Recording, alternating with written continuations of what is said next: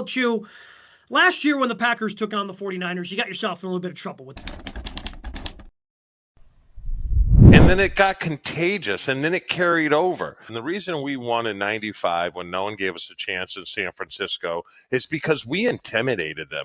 And guys are going to think I'm crazy. Well, we already think that, so go ahead. A 15-yard penalty, and I don't condone this, but I kind of do in the playoffs. A 15-yard penalty for a late hit on Brock Purdy is not a bad thing, as long as it's worth it.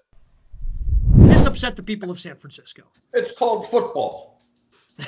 So we had sent that clip out. It was viewed millions of times leading up to the game. And we had some people who were upset by this. So Johnny Sanchez tweeted and responded to this. Trash take. Only losers talk like this. That can be true, but can be true if you're the lesser team. But if you're the better team, which I believe Green Bay was, and they will be this week, then I think you kind of get a pass. Chris responded to that tweet saying, hope this guy finds hair in his food every time he goes out to eat. This guy, that's disrespectful, three-time bowler, Super Bowl champion. Look, just because I think I lost to San Fran one time throughout my career, which has an asterisk because Jerry Rice did fumble. Thank you. That's not really a win. So I think I beat them. So we're 5-0-1, we'll call it. All right. I like that. I like that. Rome tweeted saying this was a garbage take and you need to take yourself to the dumpster. Well, we would always say, and I don't think it's disrespectful, it's just the way you guys are, you're wine and cheese fans. So wine and cheese people aren't normally known as aggressive people. And football is an aggressive game. So I understand where you're coming from there. I'll give you a pass. So this one, I think this one was probably the most saddening to me because this person had the cheesehead emoji around their Twitter name. So you'd assume they're a Packer fan, but they responded with IDK who that guy is, but he's a loser. I have loser tendencies to me. That is true. We did lose against Denver in Super Bowl 32. I believe we beat you guys that year, so that kind of trumps one another out. But I mean, again, this guy, if you're a Packer fan, you're a Packer Hall of Famer, you're a Pro Bowler, you're a three-time Pro Bowler, Super Bowl champ, scored a 2-point conversion in the Super Bowl. I'm disappointed in Dave. But Gabe, there is a toad factor. The Toads know I'm very tough on them, and a lot of time those Toads are very sensitive when you take a viewpoint that doesn't jive with theirs. So that's to be understood. It's fine. Dago Kiwi tweeted after you had sent that we had sent that out saying, guys who've never played sport all of a sudden want to flex. Too funny. So he's saying I never played sport? I guess. I mean, maybe he was referring to me because I was in the video as well. But sure, if you want to go after me for that, I guess. I mean, well, you played baseball. I played Division III baseball, but you played in the NFL for almost a decade, man.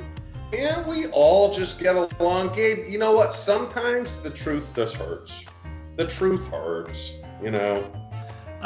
Quellman said, hey, how about he takes the first hit that he's talking about? I bet he'd change his stance. Old, weird, big face looking ass. Big face. I guess I do have kind of a big face, which is not really fair because the most common helmet in football is 7 5/8, which okay. I have. I think my face is proportional to my body. What was the first part of it? Suggested that you take the hit that you were talking about in terms of, playing up to maybe a little past the whistle. There's a thing called YouTube. Go on it. Most vicious hit in the NFL. The John Lynch hit. Third at one point in time. Thanks to John Lynch, your GM. And I have no ill will against John. I think he's done a fine job there. I like him. He was a hell of a player, but guys, you're just making the point for me. Cheese and wine, and the wine is not W-I-N-E, it's W-H-I-N-E. I mean, if it was W-I-N-E, you'd be all in, because you're all right. Yeah, and I love Napa. I love And I love San Francisco. I was more of a Dallas hater than San Fran, but God, can't we all just get along, friends? I will say this, though. I think our video, the streams that we put out, it does you a disservice because your head, I mean, you do have like a large head, but like you said, it's proportionate to the rest of your body. If you see you in person, your head doesn't look as big as it does on the stream. And then the final one, the most famous one that somebody responded to and we sent that out, came from somebody by the name of Richard Sherman. This is disgusting as no place anywhere in sports or sports commentary. There is never a scenario where this is okay for any person or team. Well, it's kind of funny how Richard Sherman went away quickly when someone posted what a cheap-ass player he was. But it's fine. It's all in good fun. I'm sure he's a good guy. I just thought for a Stanford guy, he'd be a little smarter than that, which, you know, I think elevates Boston College.